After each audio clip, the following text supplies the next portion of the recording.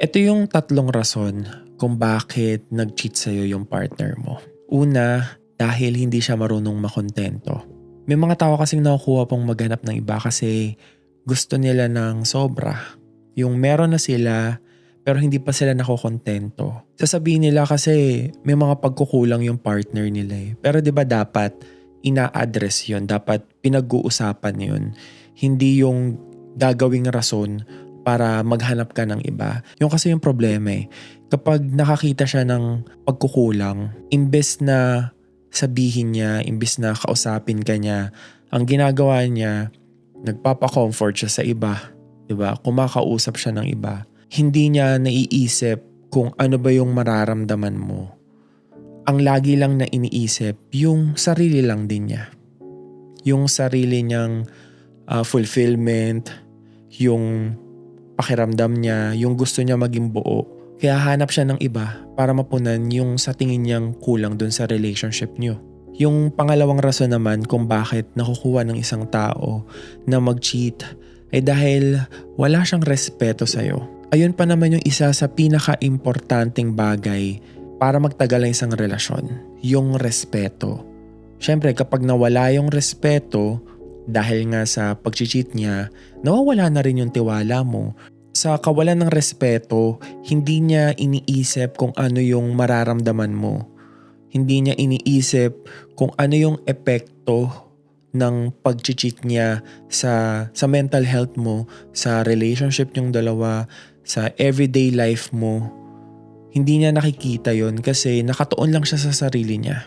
Kumbaga parang ginawa mo naman yung lahat bilang partner ka niya, nagpatawad ka naman, umintindi ka naman, pero hindi niya nakikita yung ginagawa mo at hindi niya nire-respeto yung pagkatao mo. Hindi na lang siguro bilang isang boyfriend or girlfriend.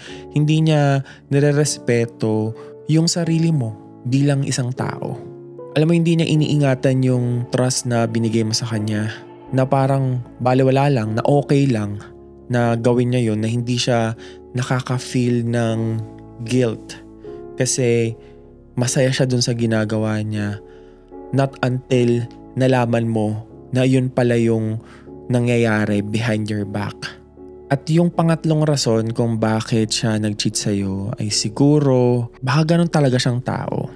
Baka nakaukit na dun sa pagkatao niya, sa puso niya, sa isip niya na cheater siya. Yung kinareer niya yung pagiging selfish.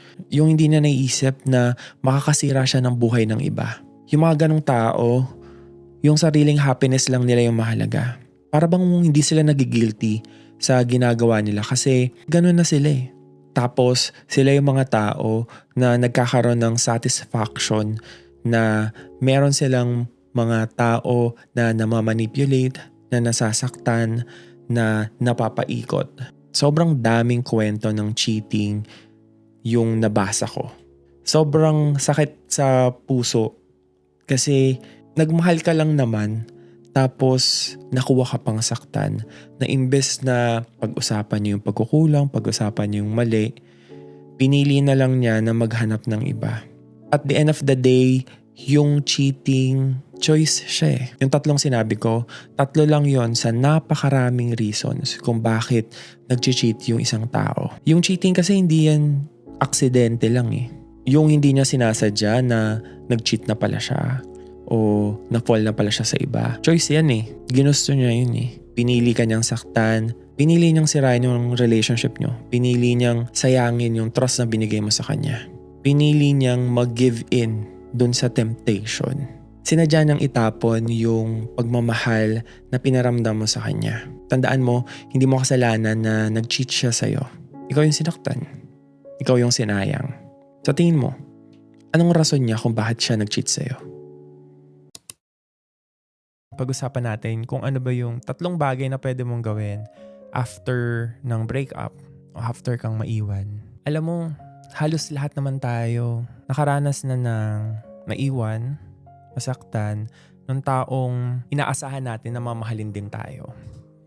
Yung special someone na nagparamdam sa atin kung gaano tayo kasaya. So may mga pagkakataon sa buhay natin na Akala natin siya na. Akala mo yun na yung taong makakasama mo hanggang dulo. Pero hindi pala. May mga kakilala ko na sobrang tagal na nila sa relationship. Tapos naghiwalay din. May mga tao naman ako nakausap na nasa situationship. Yung parang kayo pero hindi. Kasi walang label. Tapos bigla na lang mawala. Meron rin akong mga kakilala na ghost. Bigla na lang sila iniwan sa ere. Walang dahilan. Yung nagising na lang sila na wala na. Pero yung lahat ng yon, lahat sila, lahat tayo, nasaktan. Ang hirap kaya no? Yung gigising ka isang araw na yung level ng happiness na nararamdaman mo, hindi na siya ganun kataas. Hindi na siya ganun kasaya. Kasi wala na yung taong nagpapasaya sa'yo, nagpapakilig sa'yo. So after ng breakup, di mo pa alam eh. Siguro first 12 hours after the breakup, gulong-gulo ka pa. Hindi mo pa alam kung ano yung gagawin. Hindi pa nagsisink in sa'yo yung lahat na nangyari. Dinideny mo pa na naghiwalay kayo.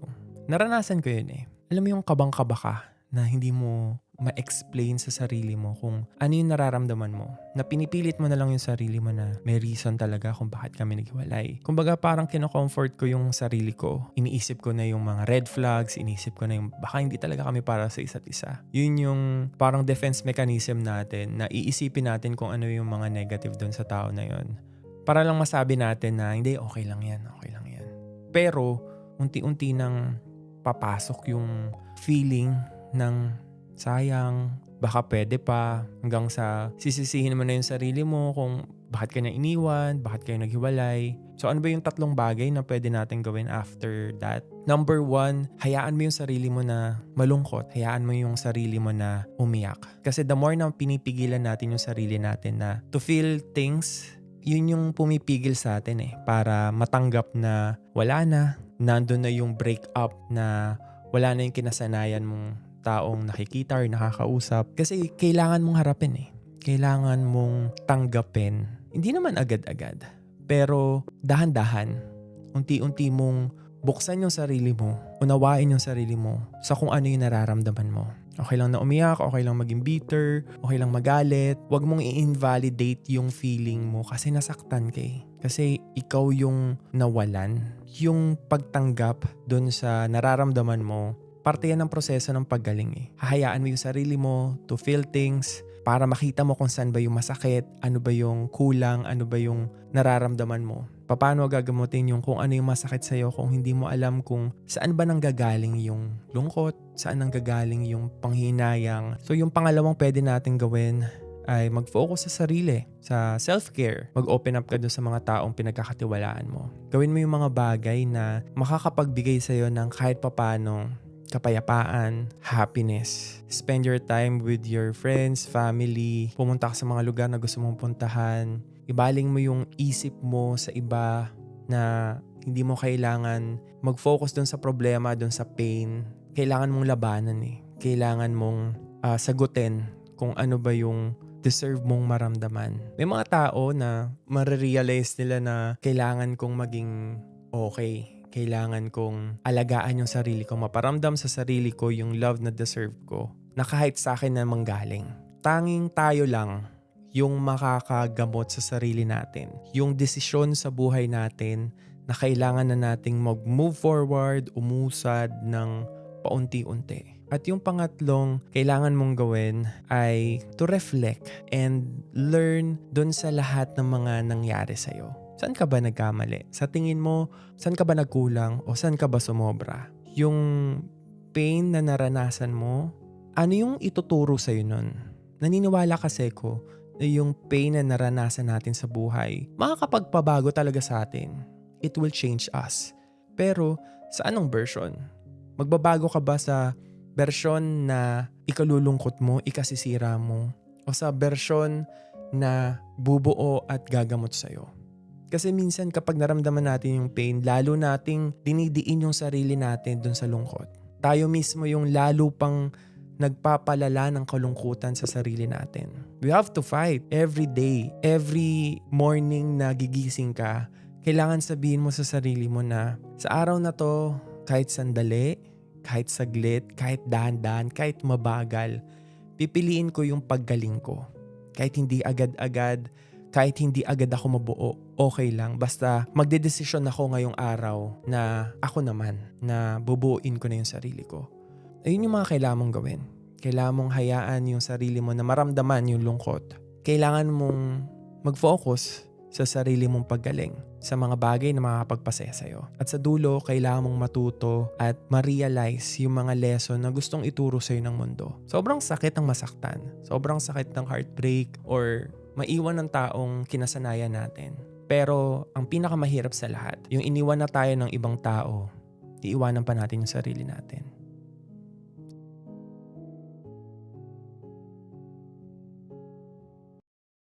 Today's advice. Ang problema, sinusolusyonan. Hindi siya ino-overthink.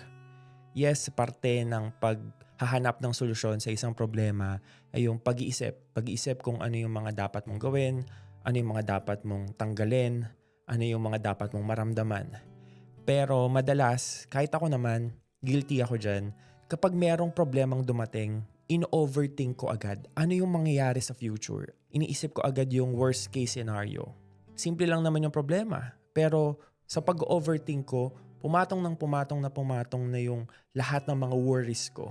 Mula doon, hindi na ako nakakilos. Para bang sa simpleng problema, pabigat siya ng pabigat. Iba-iba tayo ng problemang pinagdaraanan. Iba-iba rin tayo ng paraan kung paano masusolusyonan. Pero siguro, lahat tayo nag-overthink. Lahat tayo dumadaan tayo sa punto na iniisip natin yung pinakamalalang pwedeng mangyari. Kasi nature natin yun. Instinct yun ng isang tao na ire-ready ko yung sarili ko kung ano yung pwedeng mangyari. Pero madalas, imbis na makatulong, lalo lang siyang nagpapabigat doon sa kung ano ba yung dapat natin gawin.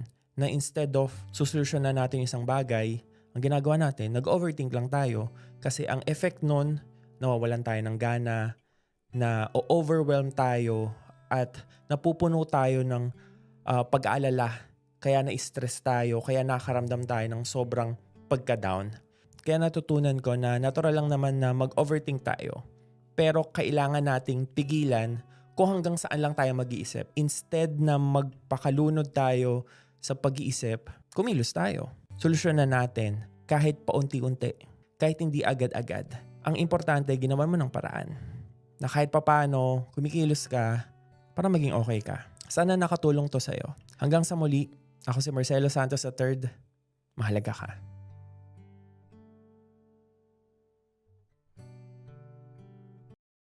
Ay nag-alinlangan ang pula ng kanyang labi, ang tangos pa ng ilong. Pero yung kili-kili niya, amoy baka! Pasensya na, hindi na kasi kaya ng tawas.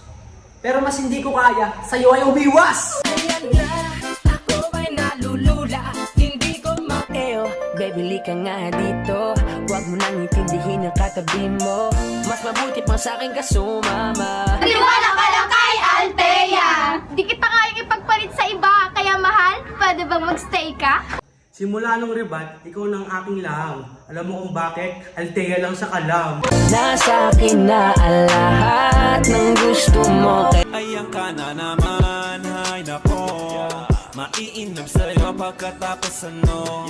Maiinap sa'yo pagkatapos ano? Papaasahin mo? Gaya naman kayo, mahilig kayo magbigay ng motibo, tapos iba naman pala yung gusto nyo. Hindi naman kita pinapaasa. Kaya nga ako nagbigay ng motibo para hawakan mo itong aking imbutido. Nako, nahulog na sa'yo, ba't di mo sinalo? Paano ba to? Dito na lang ba tayo? Oo, hanggang dito na lang tayo kasi ang toxic ng ugali mo. Oo na, toxic ako. Pero di ba ikaw yung nagloko? Paano na ba to? Dito na lang ba tayo? Inakalang may tulad mo pala. Di ko inakalang may tulad mo palang tatanggap sa akin ng buo at mamahalin ako ng todo. Muntik na nga kitang sakalin. Kasi ayaw mong maniwala na ikaw lang ang aking mamahalin! Buti na lang talaga ay wala akong ibang inasam. Hanggang uli, araw man o gabi, ayokong mawalay sa'yo. Ayoko mawala sa'yo kasi sa'yo pa lang, panalo na ako. Panalo rin naman ako sa'yo. Kaya pag magkasama tayo, lagi naglalaway ako. Iniisip, dala ka sa pagtulog at aking panagip. Ang isang tulad mo, lalayo na ba ako? Anong lalayo? Kahit anong gawin kong layo, ikaw at ikaw pa rin tinatawag ng puso ko. Anong lalayo? Hindi ka pwedeng lumayo. Kasi sa ilan to, tatayo. Paano naman ako? Baby, we don't tell nobody. Please don't tell nobody. Yeah. Ikaw lang ang gusto ko na... Ikaw lang ang gusto ko, kahit iharap mo pa ako sa mga gwapo, ikaw at ikaw pa rin ang pipiliin ko. Eh kahit saan ka naman umarap, ako lang yung gwapong masarap. Panigurado, ito ang aking paraiso. Sumama wala, lungkot na nadarama. Kalimutan ko na siya. Oo, nakalimutan ko na siya. Kaya salamat sa pagsama, mga tunay na tropa. Limutan mo na siya dahil sa amin magbabarkada. Hanggang yung nararamdaman mo sa kanya nawala na. Tama ko ang tropa, walwal hanggang ako sa iyong nalilito. Kaya kita mahal, alam mo kung bakit. Kaya kita mahal, alam mo kung bakit? Kasi pinaramdam mo sa akin yung halaga ko na hindi ko naramdaman sa ibang tao. Hindi lang halaga mo ang ipaparamdam ko sa'yo. Pati na rin yung ganda mo na ngayon lang nakita ng mata ko. Itawain mo ako, lady. Dito mo dyan lang ako nakikis. Ang paggalang ko sa'yo nandyan pa rin kahit na-miss na kita. Miss na kita, pwede bang umuwi ka na? Di kasi ako sanay na wala ka sa tabi ko at malayo ka sa piling ko. Hayaan mo baby, uuwi na ako. Ayusin mo na yung higaan para pag uwi ko, guguluhin na lang natin. Araw kitang hina. Ano na gusto mo ko? Halika dito sa piling ko. Tara na sa piling ko, sa'yo ko na ipaparamdam, hindi ko pinadama sa iba. Eto na nga, papunta na. Kaya huwag ka lang sad. Huwag kang mag-alala. Ipapadama ko to sa'yo ng sagad.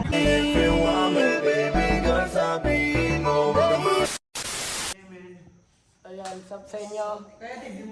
Muli kami nga pala ang Team Payamot. Like Bob.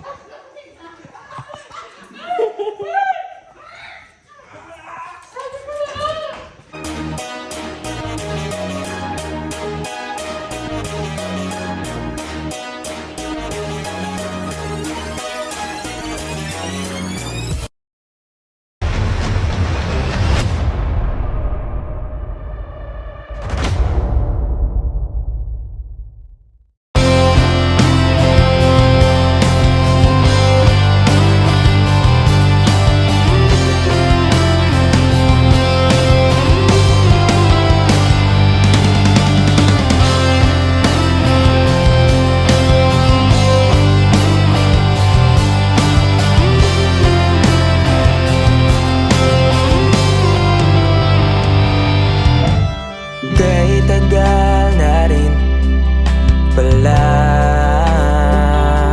wala nang tayong dalawa. Kahit tagal na rin ang panahon, di nakikita ang mga puso. Mga oras, kay bilis ng panahon. Parang dati tayo pa, wala na ngayon.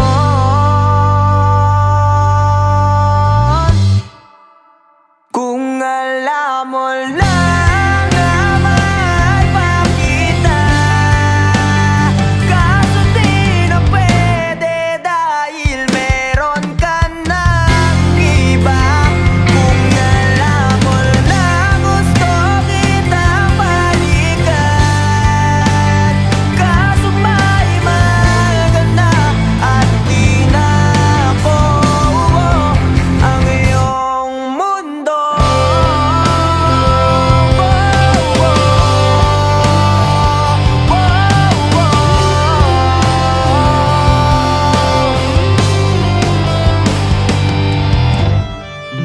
Sakit naman makita